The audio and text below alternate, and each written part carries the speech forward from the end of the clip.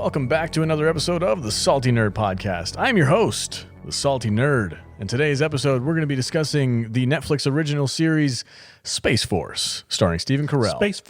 Space Force. And I am joined by my panel of nerds, as always, starting with Matthew Kadish, author extraordinaire. What's up, man? Not much. And Jude, ambassador of estrogen herself. Welcome to the show. Boots on the moon. Boots on the moon. American boots. Well, Chinese boots, but with American feet in them.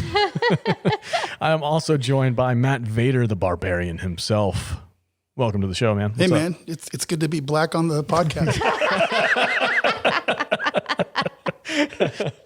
So if you guys haven't watched this show, most likely You wouldn't have gotten that joke. No. Probably a very racist comment. Sorry. Matt Vader just started some riots. Cancel Matt Vader. Fuck you guys. You had to one-up me and ruin the world. That's at Matt Vader 74. Just come straight for him. It's a joke from the show. Calm down. You're fine. He was making a reference. He was quoting something. Should we just skip right to that? Let's skip That's the right to last Start at the back and work our way. I was going to say, before we get into this, I wanted to warn everybody, this is most likely going to contain some spoilers Yeah. for the TV show. A lot. So if you haven't seen it yet, go check it out and then come back. Or if you don't care about spoilers, you can listen to the show and decide whether or not it's worth your time. Yeah, and this is probably not going to be a very family-friendly episode. You don't think so? No? Oh, Well, you can't keep it clean. I don't know why. I'm the one that already dropped an F-bomb, right? The show was pretty clean. Anyway. the first episode, he's like, motherfucker, with the Chinese. It's true. Oh, they swear in the show. Yeah. Yeah, but that's all right. Anyway. What did you think I was going to do? I don't know. Anyway, before we get too far into the weeds, Matthew Kadish, why don't you set the table? What is this show about, and what can... Just go. All right. So, as we all know, President Trump announced that he was creating a sixth branch of the military called Space Force. And it was meant to basically be a branch of the armed services meant to protect our interest in outer space. And he wanted boots on the moon by 2024, I believe. And so this TV show is basically about the creation of Space Force and their attempts to create a U.S. colony on the moon and our rivalry with China. And so it's pretty much just, military people acting like buffoons trying to, get on the moon. When this show was being marketed, what did you guys think first it was going to be? Like, I'll just kind of set the idea. Like, when I saw this show's commercials and I was like, oh, Steve Carell's in a new TV show about Space Force. It's going to be like a friendly little ribbing at the creation of this kind of weird new military branch that we may or may not actually need. Like, it's always a weird concept. Like, what are we fighting in space exactly? And I thought, it was like, oh, cool. It'll be kind of like a revival of like The Office and Parks and Rec, like that type of thing. And I think it was my own bias and seeing Steve Carell back on screen, and it's not at all what we got. And I don't know if that's my fault or if the marketing was deceiving or I don't know. I What did you got guys exactly what I thought we were going to get. Yeah? Okay. Yeah. So it was just me then. Because I saw Steve Carell in comedy and a bunch of these other comedians, like David Puddy was in there. Well, the show, it was produced and created by Greg Daniels, who was the one behind the American version of The Office, Parks and Rec. And he also did another Amazon original series, which we all liked, which was called Upload. Mm-hmm. So this is like his fourth series, second streaming exclusive series for Netflix. And he kind of co-created this show with Steve Carell. Like, when they heard that Trump was creating Space Force, him and Steve Carell called each other up and were like, we got to do a show about this. Good call, by the way. And it's surprisingly not political. I mean, there's a little bit. But it's politics funny. in it. Yeah, it's I would say it's humorous. It's not specifically political. Yeah. It's friendly ribbing. And there was even They never mentioned Trump a single No, time. they just call him POTUS. Yeah, POTUS, which I love. I thought it was POTUS so texted funny. me. Yeah. All of the texts that he receives, and they just say, from POTUS. Yeah. And I honestly, to the credit to the show, because I was really worried that it was going to be like overtly anti-Trump, like Yes. everything was Trump's fault, Trump is a joke, this and that. They do have a few of those moments. However, they're punctuated with such great humor that I don't think it's offensive to anybody. Yeah. I'm a Trump guy. I'll just say that. I laughed every time. Yeah. It was funny. Yeah. I agree with you. And I'm really glad to see that they're- the show. They make everyone equally buffoonish. Yes. Yeah. This Like is true. everyone in the show is buffoonish. Except for the Coast Guard guy. He's kind of normal. Oh, I feel so bad for that guy. They throw things at him. Get the fuck out of your Coast Guard. Coast Guard gets no respect. Stupid Coast Guard. Like Space Force is a joke. He's like Aquaman. I think that the show definitely found its footing as it was going, and by the end of it, I was fully invested in it. I think it was a little rough around the edges the first Oh, yeah. few episodes, but by the end of it, I think that it found its footing and it was good. I think it ended on a high note. Yeah, I was expecting something completely different than what we got, so I was a little taken aback. But like you said, once it got going, and I was like, okay, I get what they're doing. I didn't love it for the first maybe 4 episodes. I was kind of like, man, I was watching it because of the podcast. Yeah. I wasn't watching it because I was Yeah. enjoying it. If it was up to me, I probably would have stopped because I didn't really like the humor that they were going with. And like I said, I was expecting something different. And the entire time, once I learned about Steve Carell's character as the general, and I learned his personality in the show, I'm like, why didn't they get Nick Offerman to do this? Ron Swanson. Like, can you imagine Ron Swanson in that role? I feel would've been like perfect. it would have been freaking perfect. Like, I love Steve Carell as an actor. I think his stuff is hilarious. I love most of his projects that he does, even his serious ones. I think he does really well with, and he's a great comedic actor. I was like, I want to see Nick Offerman in this role. Well, didn't he create this character for himself?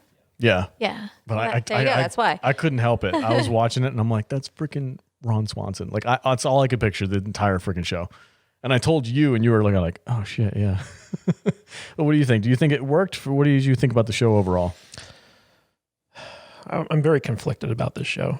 I think it's aggressively mediocre on every level. I think that's fair. That's fair.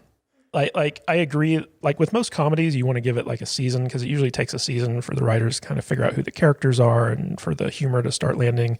We had the same issue with Mythic Quest when we watched that.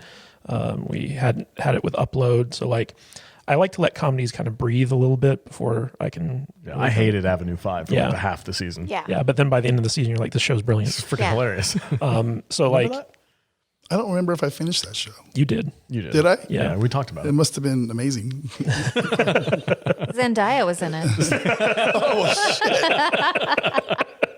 You got to rewatch it now.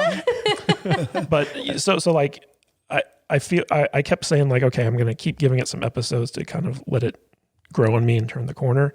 And even though like I felt like the humor was decent, I feel like it was a very unfocused show. Like the characters never really landed for me. The interactions between the characters never really landed for me. And I felt like it could have been way funnier than it was.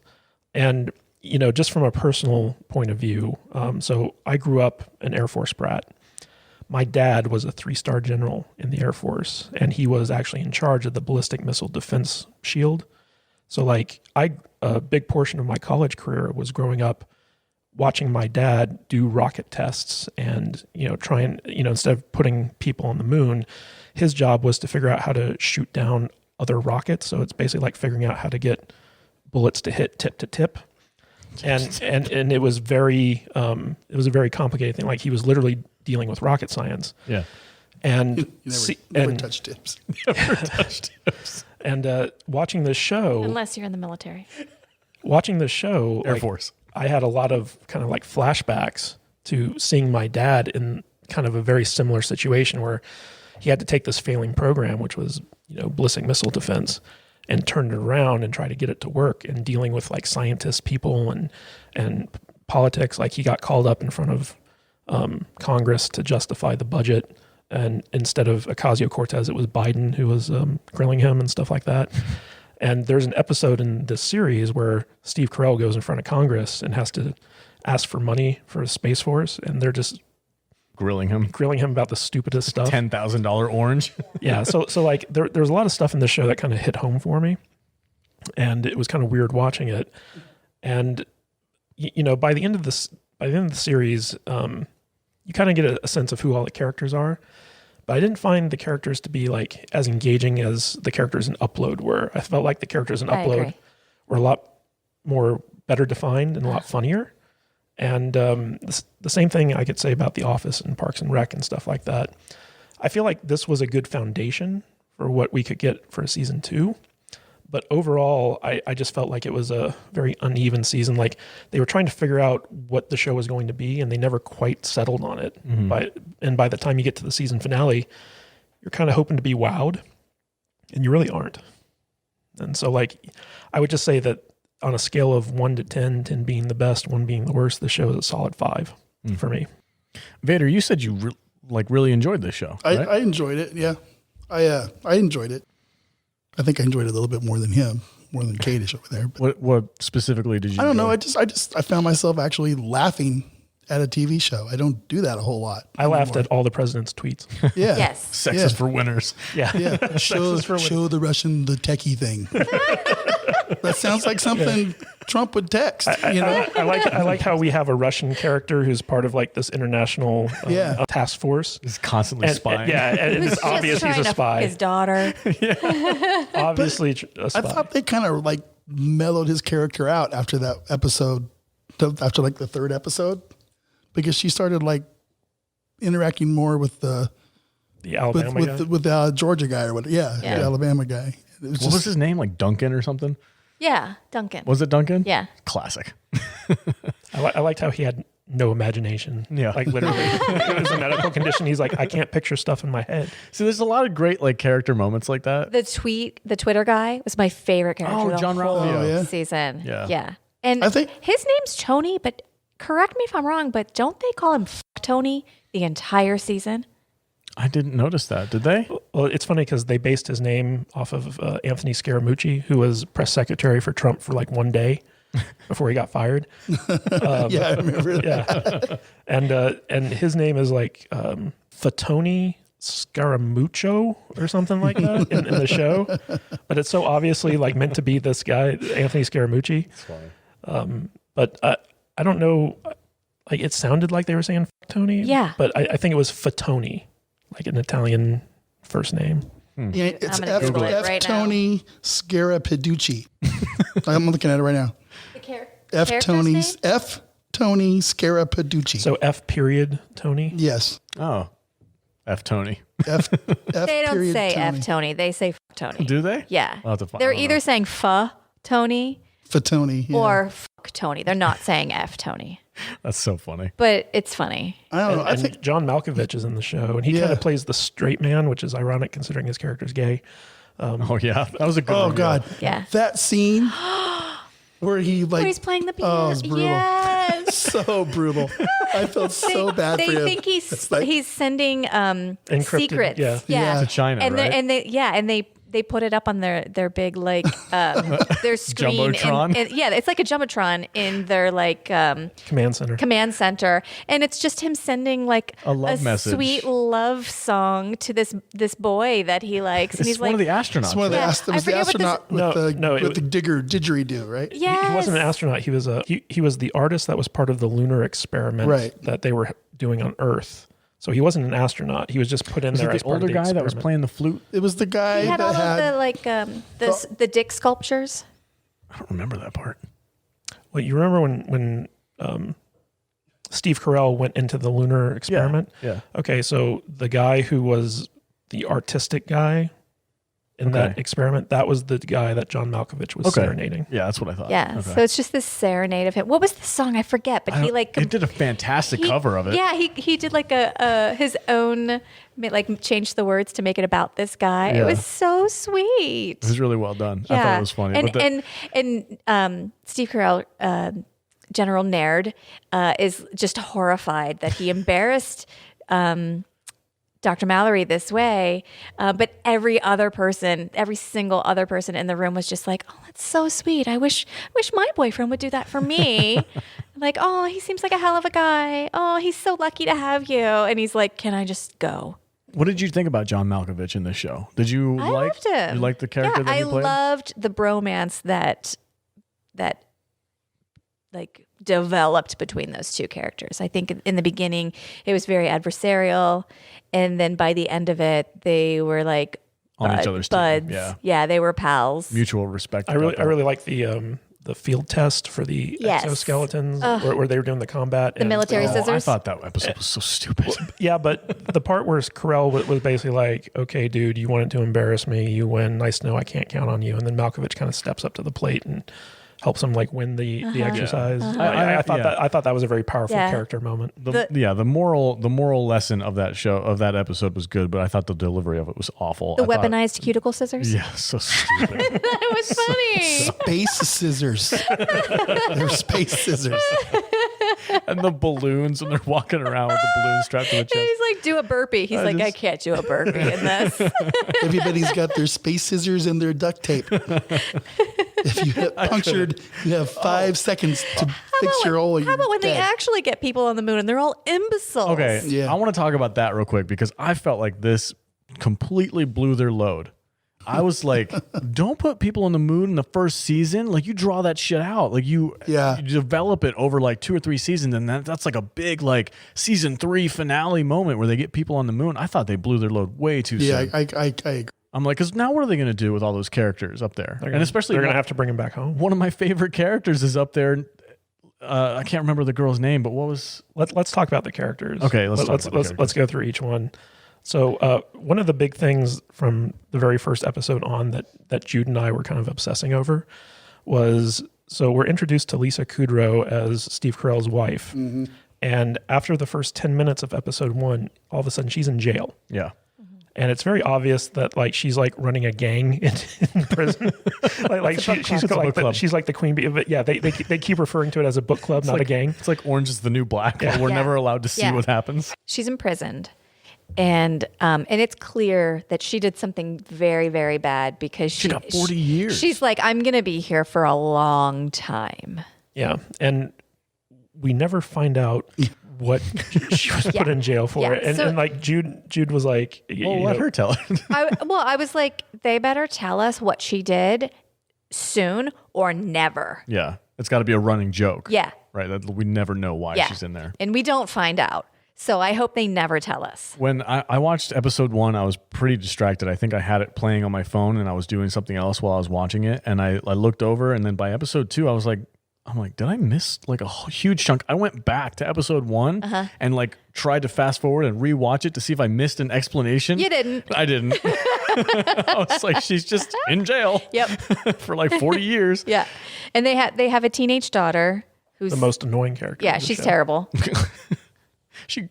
She grew on me a little. Yeah, she got better as the season went on, but early on she was. I liked it when she's in the ice cream cart, Yeah. just sitting there making drunk milkshakes or whatever it was. Yeah, pouring vodka into the milkshakes. Yeah. Anyway, what's the next character we got? So we talked about Steve Carell, right? Yeah. That's General Naird. John General Malkovich. Naird. John Malkovich. That's Dr. Mallory. I thought he did really well. There was a few moments where I think he oversold it, and it was one where he was like yelling at the screen, like, "No, f- you, no, f- you." He's like screaming. That was for science. Yeah, I was like, it was funny for a Yeah, minute. where he was arguing with that contract. Yeah, it was funny for a second, but then I was like, this is okay. That's enough. Like, they just kept going with it. The I'm best like, exchange he had in the whole show was with the Chinese scientist. yeah. Yeah. Yes. We're like beforehand, he's all like, us scientists have a mutual respect for It's a one another. It's a brotherhood. It's all about the science.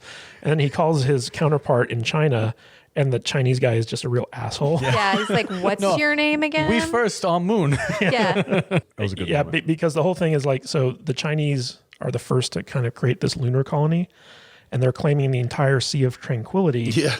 Which is like 100 square miles, right? It's huge. for part of their science experiment. And because of this treaty America has with China, now America can't land in the Sea of Tranquility. And the problem is that Space Force's first landing site is like it's 100 miles to the north, but it's still in the Sea of Tranquility. And so John Malkovich is trying to Negotiate. negotiate with his counterpart to let them land in their designated spot. Yeah, 'cause Otherwise, if they have to change locations, it'll take them several more days in space before they can land. yeah, it'll basically set the program back. And so like they're trying to negotiate with China, and China's just being like the entire season, China's being an asshole. Oh, yeah. Like they're just sabotaging us. They try to launch right. a satellite the first episode, and China also launches a satellite, and they come up on the American satellite and just clip the wings off of it. Oh, can we talk about the monkey? Yes. Holy cow. Like, I did not expect CGI of that level in a, the chimpsternaut. yeah, the chimp. That's Like, dark. it was a very dark episode. Very dark. I think the monkey will be back. You think so? Yeah. I think it's I don't think the dog He's will. being interrogated by the Russians. Yeah, he's- Yeah. Oh, that's right.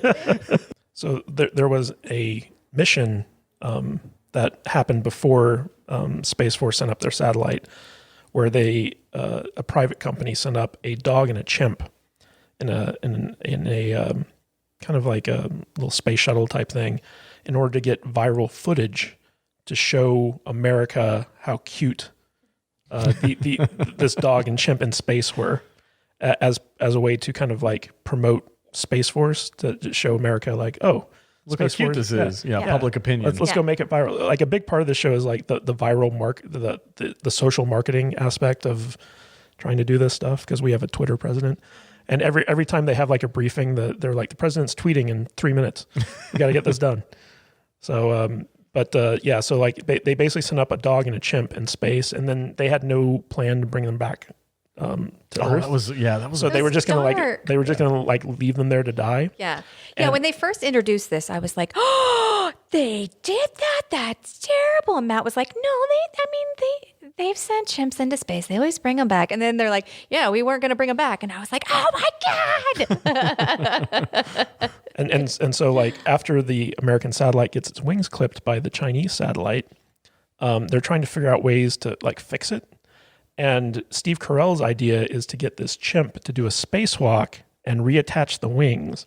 And so the bulk of this episode is them trying to like talk to the convince chimp. the chimp to go out. Who's, by the way, pissed because he's just hungry. been hanging out in space for like 2 weeks, right? Yeah, No food. by himself, and his trainer hasn't even like checked in on him. He's just like alone.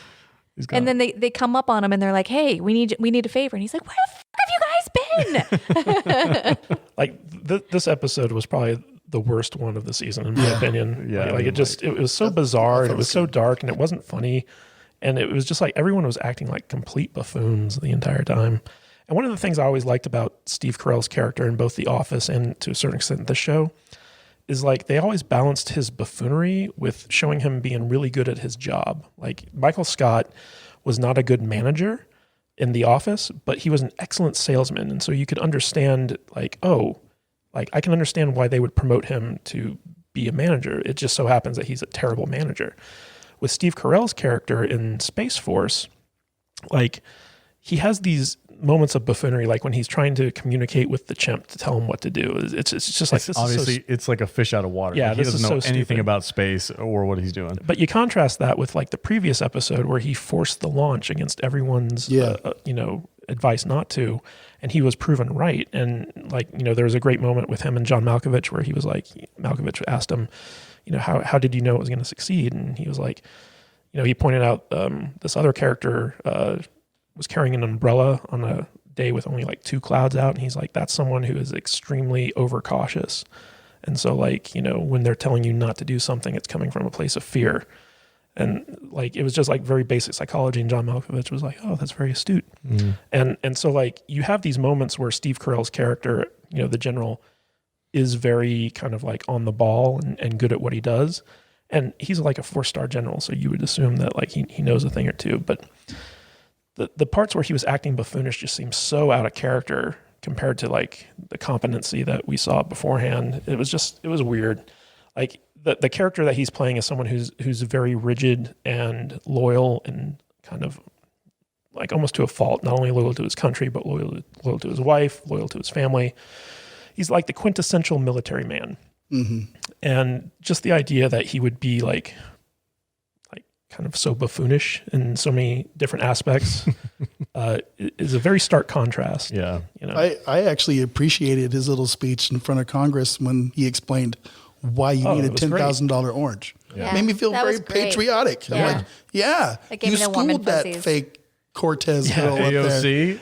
I find he had all kinds of moments like that in this show where he's a comedy guy, but at the end of the show, It's a you see that he knows what he's talking about, even Yeah. if it's a little thing like the uniform episode oh yeah. when he comes back from the lunar module. Yeah, we're And you pretend and you think that he doesn't see all this nonsense going around him, and the last thing out of the episode is just you will have those uniforms fixed by tomorrow morning. Yeah, what you're Yes, sir. what you're talking about is You the know, so- episode where the first lady designed Yeah. the Space Force They look uniform. like Louis Vuitton uniforms. They got like capes and buttons and all so sorts They of were stuff. very flashy. That is a fantastic moment for his character though, Yeah. right? Because he's got all these other things on his mind. He's dealing with his daughter. He's dealing with this moon experiment that he's just like was utterly failed at, and he comes in and he's like you said, you think that he doesn't notice what's going on around him, but he's like, no, you need to fix that like right away. Yeah, Like, it's yes, like sir. you always kind of feel like by the time this show's over, you know his character is going to do the right thing, Yeah. yeah. and it's And I really did appreciate the patriotic messages that this show had, because it was I never felt once that this was like an anti-America type comedy show at all. Like it never even crossed that line for And me. I loved in the Space Force uniform episode, the final laugh was when he was like, "You're going to have those fixed tomorrow." And he was like, "Yes, sir." And he turns around and it says Space Force across his ass. Oh yeah, that's right. I forgot about that part. That is funny. Can we talk about the Elon Musk standing with the skinny fuel? That's probably one of my favorite episodes, I think. Yeah, so there's this episode where they basically have a female version of Elon Musk who's being brought in to test out this new like rocket fuel that burns hotter and better, Cleaner and cheaper. cleaner and cheaper than the normal rocket fuel. And it was kind of an interesting episode. I thought it was funny because everything was so overtly like feminist.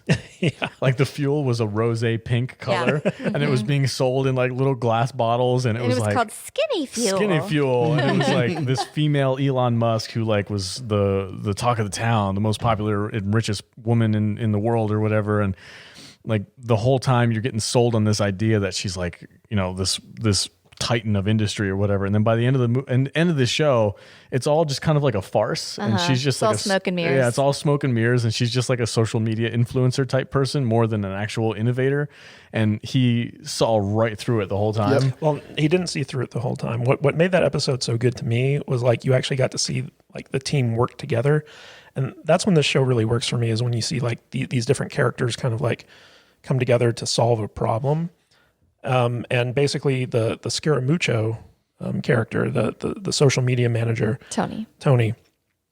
F. Tony. His rival was this woman's social media manager. And so he found out from her that there's like something kind of fishy about the skinny Oh, fuel. that's right. Yeah. And so he goes, No, he said the fuel works, right? And she goes, Yeah. "Yeah, and that was a red flag to yeah." him. Yeah. So he goes to Steve Carell's character and John Malkovich, and he's like, "Look, there's something fishy about the skinny fuel." And Steve Carell's like, "You know, when a bullshitter like Scaramuccio smells bullshit, it's right." Yeah. And so like he goes and he has the skinny fuel switched out to regular rocket fuel, and so it looks like the skinny fuel worked. And he tells the woman who knew that it was gonna like be a huge failure. She wasn't entirely positive. She was hoping that it would work, but Yeah. she But didn't know. he went to her and he was like, "I switched out the fuel," and she's like, "Oh, thank God." Yeah. And he's like, "You owe me a favor." And she's like, "Anything you want." And so like he tells her to tell POTUS that we don't need any outside help. And so like it was like a kind of a cool problem solving Yeah. type thing that he did. I did enjoy that episode. We didn't She's talk awful. about Captain Ali yet. Captain who? Captain Oh, Ali. Ali. Black on the Moon. Yeah, Black on the Moon. Good to be black on the moon. I really loved her character. Yeah, like I from like her. from the first episode where she was the You mean pilot. Spaceman Ali? Space cadet. I thought she was really cool. I Like the love Air Force part. has airmen. You're a spaceman. She's just a helicopter pilot that wants to be an astronaut. Yeah. She gets the help of the lead scientist. He teaches her. Can you teach me botany? Yeah. Space botany? Yeah. You want me to And teach you? they hate each other at first, but by the end they're in love. Oh, I thought it was hilarious when they were in the car and they were like bebopping to like whatever. And they're like, both dancing. Korean music. K-pop. Or Yes, something. K-pop. That was probably my favorite character in this show was the Asian like second in command scientist guy. Yeah, he was pretty cool. Because I used to watch him on Silicon Valley. Oh, is that where he's from? Well, yeah, he played like the very stereotypical Asian guy. Okay. And then like we recently saw him in Fantasy Island, where he played Tattoo. And so it was cool to get to see him in this episode, especially because like I guess his character's Chinese, and so immediately Steve Carell doesn't trust him because he thinks like he's a China spy. He's like, bro, I'm from Ohio. Yeah. and you know, all throughout the series, like people are just mistrustful of him because he's Asian, but he's like super smart and kind of funny. There was this one scene where Scaramuccio was or F. Tony was with him, and he's like, "Do you guys have invisibility cloaks?" And he's like, "Yeah, I'm the only one who's not wearing one." Whoa. And Scaramuccio gets really paranoid. He's like, "Are you joking? Tell me you're joking. Is that real?" Forgot about that part. Yeah, he's a pretty good character. I like him a lot. Ali, so like, she's going to be the first black woman on the moon, and everyone's asking her like, And not just black woman, but black person and also woman. and also a woman. Yeah. So very historic. And so everyone's asking her, like, what are you going to say when you step foot on the moon for the first time? And she didn't realize it was like such an important thing until everyone started asking her. So she has this like little relationship with the Asian second in command scientist guy. And so she runs an idea by him. And she's like, okay, this is what I want to say when I get to the moon. And he's like, hit me with it. And she's like, it's good to be back on the moon because, you know, America hasn't been on the moon in a long time. Yeah. And the Asian guy's like, Nah, that sucks. Yeah, that kind of sucks. What about the other suggestions? You remember? Because there were some really He said, bad ones. You should say, there goes the neighborhood. Oh, and she's like, I just really want to say it's good to be back on the moon. And he's like, you know what? If that's what you want to say, that's what you should say. And so she finally lands on the moon, and they have this big historic moment where the entire world's watching, and she gets on the moon. She goes for her spacewalk. Yeah, she goes for her spacewalk. She turns to the camera, and she says, It's good to be black on the moon. and then immediately goes, oh, shit. yeah. She was like so nervous that she flubbed the line. It's good to be black on the podcast. And then they start making TikToks of her. Yeah.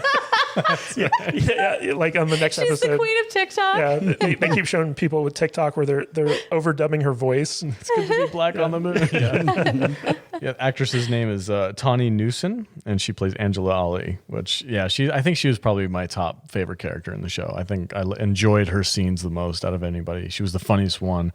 I love her snark. Yeah. Because she was like, that one, what was it was like one of the first episodes where where Steve Carell's general, what was his last name? Mallory? Mallory. No. No. That's the scientist. Oh, his secretary general? Oh, that guy's a buffoon. That guy Bud? is Right? hilarious. He's really funny too. Steve Brad. Carell's Brad. Yes. He's like just this like complete idiot who somehow managed to be like a 2-star general. No, I think? he's a 1-star. 1-star general, and he's like the secretary to Yeah. Steve Carell's character. There's no way they'd ever give a 1-star to someone that stupid. So you want me to make you reservations at Outback? What about Bloomin' Onion? I cracked up when I watched that scene. I know it's not that funny, but when I was watching it, I was just like, oh my God. Brad kept letting people into Carell's office. Oh, yeah. And he was like, he told me not to tell you. Thank you, Brad. Yeah, it has some good moments. But overall, does anybody have any other closing thoughts about this TV show? You know, I'd be interested to see where they take the second season. And I would watch a second season of this, even though I thought that the season was very uneven and kind of like middle ground in terms of quality.